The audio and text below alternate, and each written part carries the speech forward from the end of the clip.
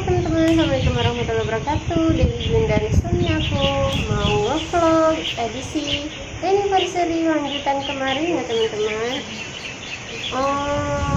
Gimana kemarin pertanyaannya kan nyampe pertanyaan kedua yang mengapa kalian berdua memutuskan pergi ke Taiwan ya teman-teman.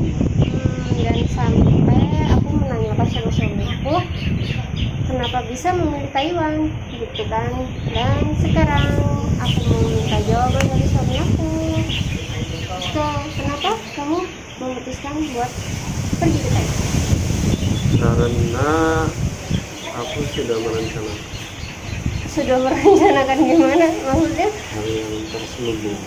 Terselubung maksudnya? Aku itu udah memikirkan bahwa ntar kamu berangkat dulu, ntar aku nyusul. Oh, jadi gitu niatnya. Aku itu nggak pernah ngomong sama kamu, tapi udah ada di rencana. Niat busuk teman-teman. Jadi intinya suami aku sebenarnya juga pengen berangkat ke luar negeri, cuma karena kan dulu kalau cowok itu ke luar negeri itu duitnya banyak gitu lah teman-teman, dan butuh modal gitu kan, sedangkan kita nggak punya modal, mau minta ke siapa, nggak ada gitu. Jadinya aku duluan deh teman-teman yang berangkat ke Taiwan, dan aku berangkat setahun itu di Taiwan aku ngumpulin buat ini apa sih berangkatin suami aku ya, meskipun sebenarnya awalnya pinjam dulu ya ke kakaknya suami buat ngemodalin dia, terus aku nyicil Utang dulu. aku nyicil bayar ke kakaknya suami kayak gitu. Intinya alhamdulillah selama setahun aku di Taiwan udah kebayar ya, suami aku udah bisa berangkat ke Taiwan juga gitu.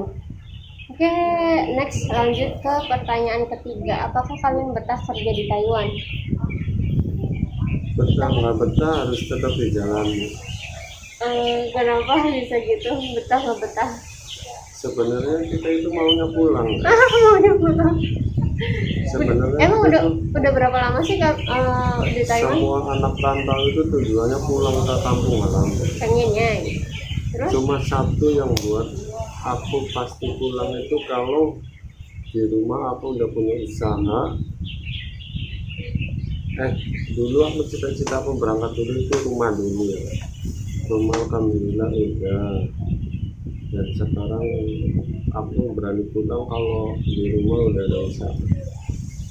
Oh, jadi karena Jadi sekarang perihalnya itu bukan betah nggak betah, tapi butuh. betah nggak betah harus dijalani. Yang penting kita pulang itu sudah siap, ada usaha. Emang Rumah udah kita capai.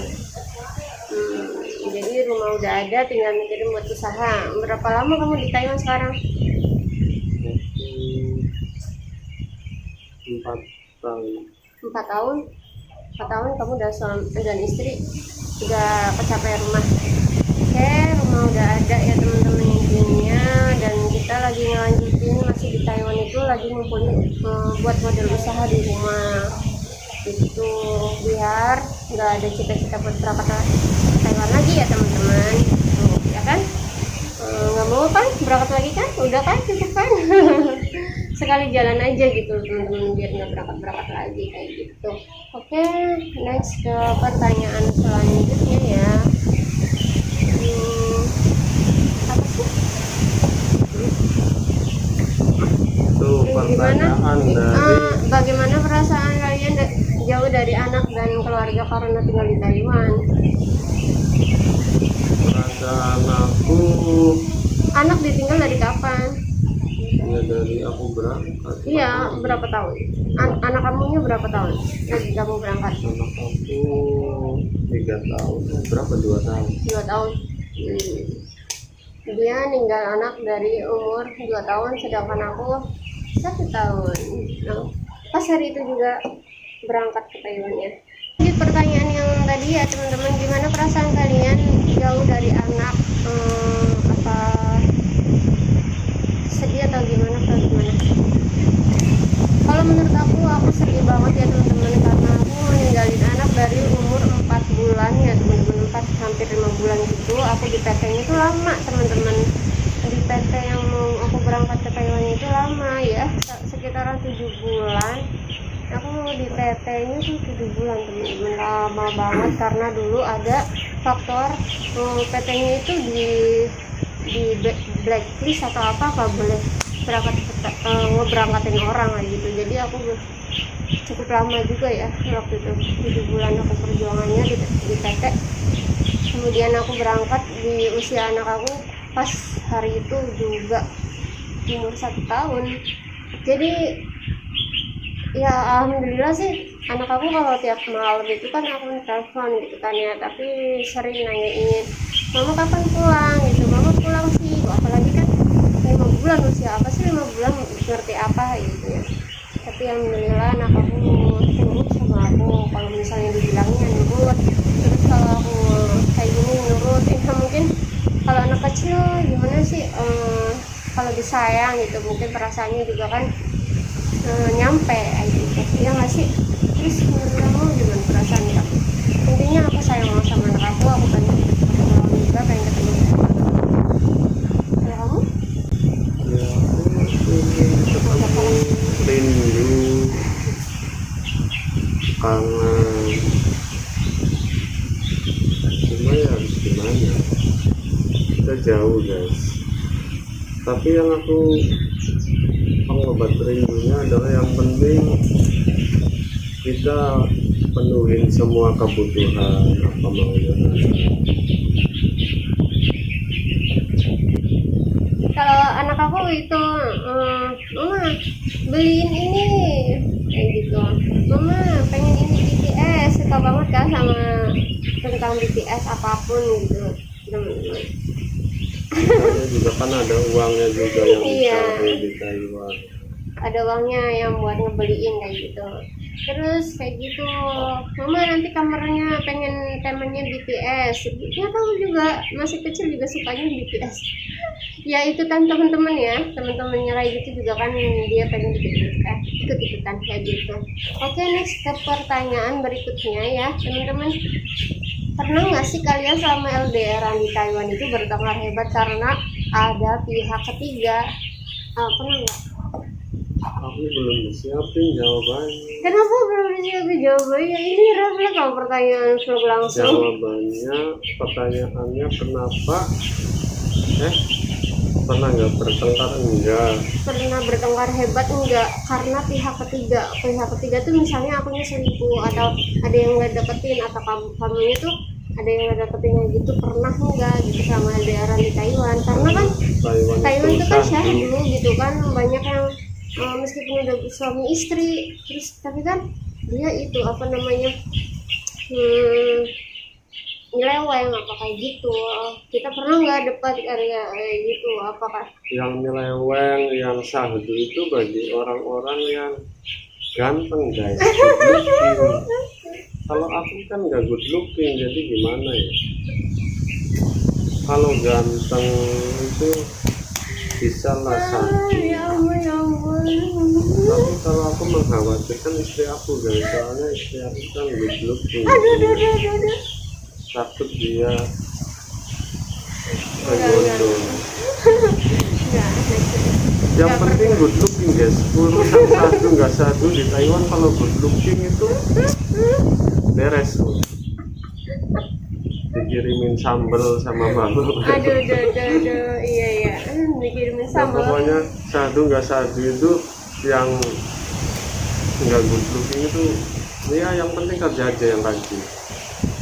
Tapi banyak loh yang nggak good looking juga kan, nyeleweng juga kalau niatnya ada mah bisa. Tahu banyak kok teman-teman kayaknya yang kayak gitu juga. Apa? Coba ya kita Ya saksikan. mungkin dia Apa? lebih sadar diri, dia nggak good looking, jadi dia itu lebih gigih. Jadinya pertahanan wanita itu kalau terlalu gigih juga rapuh juga. Yang ini Oh gitu. Mungkin kan juga dianya baik gitu. kamu jangan dalam-dalam, penting aku juga semua. Kan kadang cewek juga kan tergoda karena dianya tuh baik, apa yang dibutuhin Iya, ceweknya makanya itu. kalau nggak good looking itu ya paling nggak royal, baik, gigi, memperjuangkan, mendapatkan dia. Itu Kayak gitu. maksud aku kalau nggak good looking paling nggak kerja keras lah buat dapetin. Dari kerja keras itu maksudnya yang cewek itu mau gitu kayak diturutin kayak gitu. Ya kayak aku dapetin kamu kan ngerasa aku nggak good looking. Aduh. Oke ya teman-teman, jadi gitu ya, kita tuh nggak pernah namanya berantem karena masalah misalnya aku nyeleweng atau suami aku nyeleweng, kayaknya enggak, kebanyakan itu ya berantem itu karena akunya itu susah diatur kayak gitu ya, susah diatur karena kadang aku pengen rada-rada boros. Jadi gitu, aku tuh sama suami tuh hampir nggak pernah berantem gara-gara pihak ketiga ya teman-teman ya, nggak pernah ya kayaknya ya. Aku juga bukan tipe pecemburu, suami aku juga bukan tipe pecemburu. Awalnya sih suami aku tipe pecemburu ya teman-teman, posesif juga sih kadang gitu ya, awal-awal di Taiwan gitu kan. Terus mungkin karena dia tahu gitu, aku nggak pernah macem-macem, dan juga aku juga nggak pernah macem-macem juga. Suami aku juga alhamdulillah baik hati pokoknya, intinya nggak aneh-aneh kok. Nggak, kalau misalnya di ketemuan aja kayak gini nggak pernah ya namanya cek-cekan handphone, pernah nggak? Misalnya ya kalau orang ya kebanyakan mungkin misalnya baru ketemu nih teman-teman, mungkin sini handphonenya dong kayak gitu ya, sini handphonenya dong pinjam atau apa gitu ya, nggak pernah peduliin namanya handphone ya gitu, nggak pernah saling cek handphone. Aku nggak pernah kayak gitu ya sama suami aku juga nggak kayak gitu. Intinya saling percaya banget ya. Sok ngomong. Intinya saling percaya, terus juga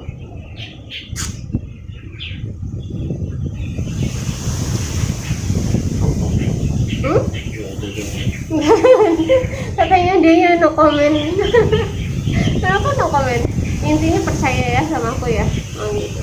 Intinya dia percaya banget sama aku teman-teman, karena udah buktinya aku tuh tipe setia. Oke teman-teman, next di pertanyaan selanjutnya, apakah setelah pulang kalian akan bekerja di suatu perusahaan atau pengen bangun usaha sendiri? kalau aku udah, kalau di Indonesia itu persyaratan kerja itu kalau udah nikah itu perasaan udah makin rumit, terus juga waktunya juga kalau udah berkeluarga itu kan nggak ada kalau di PT apa ngerantau juga kan. Ya lebih baik ya kapok juga sih aku kerja di orang tuh ya dulu di Indo lah. Kalau ya aku pernah ya usaha kecil-kecilan, kerja di orang itu pernah, mending sedikit banyaknya itu mending usaha sendiri. Kerja di orang itu apalagi di Indo ya, buat orang yang sudah menikah itu penghasilannya itu susah ngaturnya kalau masih mengandalkan UMR, masih mengandalkan kerja di orang. Lebih baik kita siap buat usaha. Soalnya kalau usaha itu memang ada risiko, tapi apa salahnya dicoba. Tapi kan kalau usaha itu kayaknya butuh ini ya, apa namanya, pasti awalnya pahit banget gitu. Maksudnya nggak langsung ini kan, apa sih, nggak langsung banyak kan. Tapi untung aja kan, makanya kita persiapan, kita kan kayaknya harus modalnya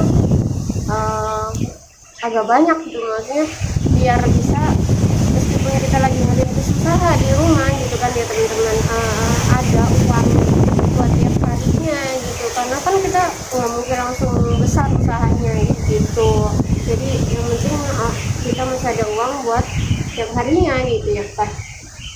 Ya nggak sih, intinya di Taiwan harus agak banyak uangnya gitu biar di rumahnya meskipun usaha kan ada itunya, jangan ngepas banget ya kan gitu. Kalau ngepas banget jangan dulu pulang, menurut aku sih kayak gitu. Karena nabung guys yang banyak. Pokoknya kalau kita di rantau itu yang penting jangan boros. Ya jangan boros kan intinya ya. Kalau misalnya di Taiwan tuh jangan boros teman-teman. Kalau ya kita di Taiwan itu boros, buat apa kerja di Taiwan? Di Taiwan tuh apa-apa serba mahal loh. Harga di Taiwan ya, misalnya kalau di uang Indonesia itu bisa 5 kali lipatnya. Sayang banget uangnya teman-teman kalau kita boros di Taiwan. Uang gaji kita kalau di Taiwan dan kita boros itu nggak ada apa-apanya teman-teman. Buat beli barang di Taiwan itu nggak ada apa-apanya kayak gitu ya. kita jadi uang kelihatan banyak itu Kalau udah di Indonesia, kalau dari Indo. Kalau kita pegang uang di Taiwan itu buat dibelanjain apa, dibelikan apa itu nggak ada nggak ada artinya. artinya, nggak ada harganya, sama aja. Meskipun uang gaji kita kalau di Indonesia kan banyak ya, kalau kisarannya pokoknya di atas 10 ya gitu ibaratnya. Uang segitu tuh di Taiwan kalau misalnya kita boros, misalnya sering beli baju ya, ada ya temen yang hobi banget beli baju kayak gitu. Wah, aku nggak kayak gitu. Gibah. Ini mengandung gibah guys. Enggak, intinya Ini ada nggak boleh dicontoh. ada ya, maksudnya Ini mengandung gibah. tapi nggak semuanya gitu, maksudnya ada loh mbak, maksudnya ada temen Mbak yang siapa itu? ya sensor dong ya. Ada gitu temen yang suka gitu hobinya tuh belanja gitu, shopping di Taiwannya. Menurut aku itu nggak guna banget teman-teman, kasihan banget. Kalau bisa, kalau lagi di Taiwan ya teman-teman, habis gajian kita butuh uang berapa buat jajan pas sebulannya gitu ya, jangan banyak. Kita ada strategi guys.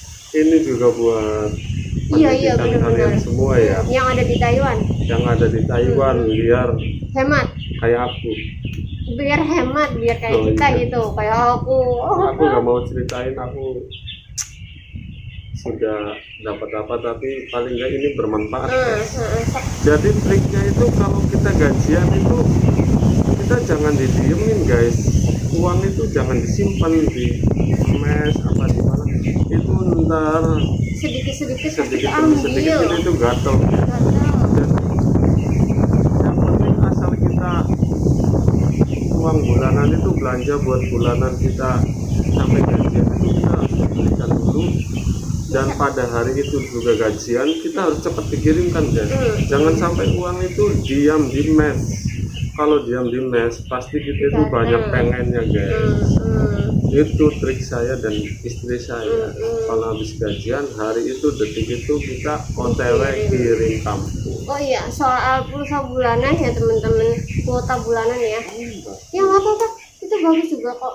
Kalau misalnya kita punya jangkauan, misalnya masih beberapa tahun di Taiwan kan, ya kan? Misalnya kita masih 2 tahun, 3 tahun di Taiwan, kalau bisa beli kuota yang tahunan teman-teman. Iya masih. Ya belinya di aku ya. Jadi kok gitu.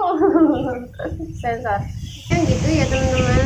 Aku sama suami aku pengennya setelah di Taiwan itu buka usaha. Intinya harus nabung yang banyak dulu di Taiwannya, jangan boros biar di Indonesia kita punya usaha apapun ya teman-teman, nggak malu apapun, yang penting halal ya nggak sih. Oke teman-teman, sekian dulu ilmu, atau bukan ilmu sih, kayak informasi dari kita yang ada di Taiwan ya, kita berdua suami istri yang ada di Taiwan. Jelas informasinya seperti itu. Intinya kalau kalian di Taiwan suami istri atau sendiri itu jangan boros, biar apa yang kalian inginin itu bisa tercapai ya teman-teman yang enggak. Oke, thank you udah nyaksin video Dewi Gwyn dan suami aku. Next video kita ditunggu ya. Thank you udah nyaksin video kami.